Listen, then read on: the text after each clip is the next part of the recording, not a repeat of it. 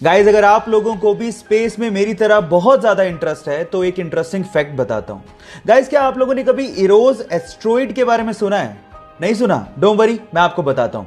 Eros asteroid हमारी धरती के पास एक ऐसा एस्ट्रॉइड है जिसमें नासा के अनुसार 2000 करोड़ टन गोल्ड, जी हां आप ठीक सुन रहे हैं, 2000 करोड़ टन गोल्ड छिपा हुआ है।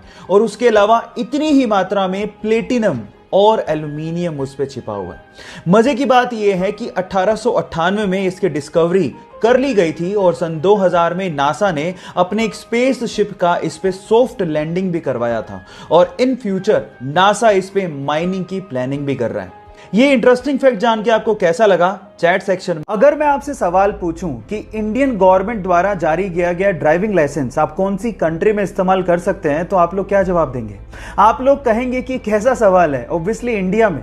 लेकिन मैं आपकी जानकारी के लिए बता देता हूं कि इंडिया के अलावा आप इंडियन ड्राइविंग लाइसेंस को 21 अलग अलग कंट्रीज में इस्तेमाल कर सकते हैं। जी हां, आपने ठीक सुना, 21 कंट्रीज में। इस लिस्ट को ध्यान से देखिए। इसमें आता है US, Germany, France, south Africa, UK और उसके अलावा और भी कंट्रीज हैं जहां पर इंडियन ड्राइविंग लाइसेंस वैलिड है। शर्त सिर्फ इतनी है कि वो लाइसेंस प्रिंटेड होना चाहिए और उस पे जितना भी कंटेंट है वो इंग्लिश में होना चाहिए। क्या इसके पहले तक इफेक्ट आपको पता था? और अगर नहीं पता था, पब्लिक टॉयलेट्स के लिए धारणा बन चुकी है कि पब्लिक टॉयलेट्स साफ नहीं होते और इसी वजह से लोग उसे यूज करने से कतराते हैं और देखने तक नहीं जाते, क्या पता वो साफ मिल जाए। और इसी चीज का सॉल्यूशन जापान ने निकाल लिया है। उन्होंने अपनी राजधानी टोक्यो में कुछ ऐसे टॉयलेट इंस्टॉल किए हैं जो कि कंप्लीटली ट्रांसपेरेंट है और आप बाहर खड़े खड़े देख के बिना हाथ लगाए अंदाजा लगा सकते हो कि टॉयलेट साफ है या नहीं। पर अब आपके मन में सवाल उठ रहा होगा कि टॉयलेट करेंगे कैसे अगर ट्रांसपेरेंट होगा तो मजे की बात यह है कि जैसे ही आप अंदर जाओगे और लॉक करोगे तो वो ट्रांसपेरेंट ग्लास टेक्नोलॉजी की वजह से नॉन ट्रांसपेरेंट ग्लास में बदल जाएगा और उसके बाद आप सुकून से टॉयलेट कर सकते हो। ये इंटरेस्टिंग फैक्ट जान के आपको कैसा लगा? चैट सेक्शन में लिखना मत भूलिएगा।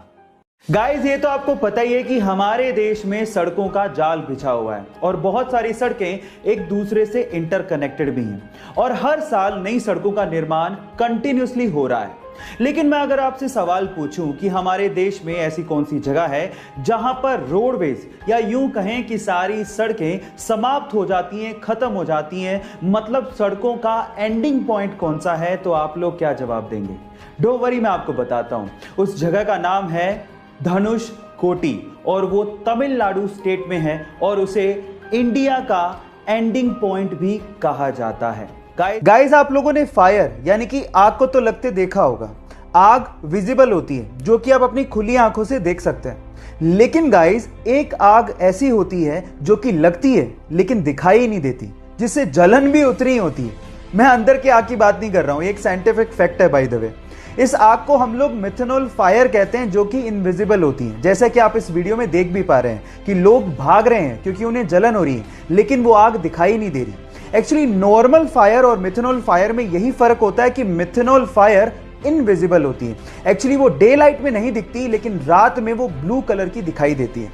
क्या आप लोग मिथेनॉल फायर के इस फैक्ट को जानते थे? और अगर नहीं जानते थे तो चैट सेक्शन में लिखना मत भूलिएगा। दिल्ली के सरकारी स्कूल से रिटायर एक टीचर कीमत राय गुप्ता ने रिटायरमेंट के बाद अपने आप को बिजी रखने के लिए दिल्ली के भागीरथ पैलेस मार्केट में इलेक्ट्रिकल अप्लायंसेस की एक दुकान खोली। तब उनके पास एक सेल्समैन आया और उस सेल्समैन ने बातों ही बातों में एक जानकारी दी और कहा कि हेवेल्स नाम से एक छोटी सी फैक्ट्री है जिसे उसका मालिक बेचना चाहता है। तब कीमत राय गुप्ता ने 7 लाख रुपए देके हेवेल्स नाम की एक छोटी सी फैक्ट्री को खरीदा और रिटायरमेंट के बाद भी अपनी मेहनत के दम पे उस फैक्ट्री को मुनाफे में लाके खड़ा कर दिया। और गाइस, आज वो इंडिया की दूसरी सबसे बड़ी इलेक्ट्रिकल अप्लायंसेस बनाने वाली कंपनी है जिसका टोटल टर्नओवर 1000 करोड़ से भी ज्यादा है। एक इंटरव्यू में कीमत राय गुप्ता जी ने कहा था कि जो इंसान मेहनत करना जानता है और जो इंसान रिस्क उठाना जानता है उसको सफल होने में कोई रोक। एयर पोल्यूशन आज के समय की सबसे बड़ी समस्या है और इसका खामियाजा ना सिर्फ नेचर को भुगतना पड़ रहा है बल्कि इंसान भी इससे अछूता नहीं है। पर कनाडा ने अपने यहां पर एयर पोल्यूशन को कंट्रोल करने के लिए और CO2 की मात्रा को कम करने के लिए सन 2015 में दुनिया का सबसे बड़ा कार्बन कैप्चरिंग प्लांट अपने यहां पे इंस्टॉल किया है। इस कार्बन कैप्चरिंग प्लांट को बिग आई ब्लैक और बिल गेट्स की मदद से इंस्टॉल किया गया है। इस प्लांट के अंदर बड़े बड़े फैंस इस तरह से इंस्टॉल किए गए हैं कि वो सबसे पहले एनवायरनमेंट से एयर को सक करते हैं और उसके बाद CO2 की मात्रा को कंट्रोल करते हैं और उसके बाद वही फ्रेश एयर एनवायरनमेंट में वापस से छोड़ दी जाती है। क्या आप लोगों को भी लगता है कि इंडिया में इन कार्बन कैप्चरिंग प्लांट्स की जरूरत है? चैट सेक्शन में लिखना मत भूलिएगा।